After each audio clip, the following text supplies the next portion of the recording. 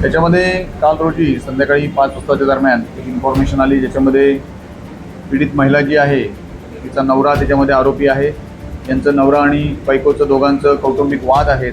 त्याच्यामध्ये काल आरोपी हा पत्नीच्या राहत्या घरासमोर आला.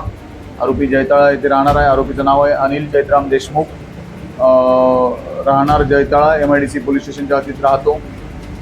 पत्नीसोबत वादविवाद असल्यामुळे पत्नी त्याची मानकापूर हद्दीत राहते.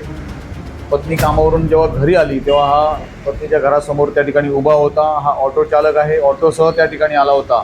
जसं पत्नी समोर आली त्यावेळी त्याच्यासोबत पत्नीसोबत आरोपीनं वाद घातला आणि वाद घालून स्वतःच्या रिक्षामधलं पेट्रोल काढून पत्नीच्या अंगावर टाकलं आणि लायटरने पेटवून देण्याचा प्रयत्न केला. यामध्ये पत्नीला गळ्याच्या आजूबाजूला शरीरावर काही जखमा झालेल्या आहेत. तिच्यावर वैद्यकीय उपचार चालू आहेत. तिची तब्येत आता व्यवस्थित आहे. परंतु तिनं दिलेल्या फिर्यादीवरून आरोपीविरुद्ध भारतीय न्याय संहिता कलम 109 प्रमाणे अटेम्प्ट टू मर्डरचा गुन्हा दाखल करण्यात आलेला आहे. आरोपीला कालच अटक करण्यात आलेली आहे. आज रोजी माननीय न्यायालयात आरोपीला हजर केले असता न्यायालयाने न्यायालयीन कोठडी मंजूर केलेली आहे आणि या घटनेचा पुढील तपास चालू आहे.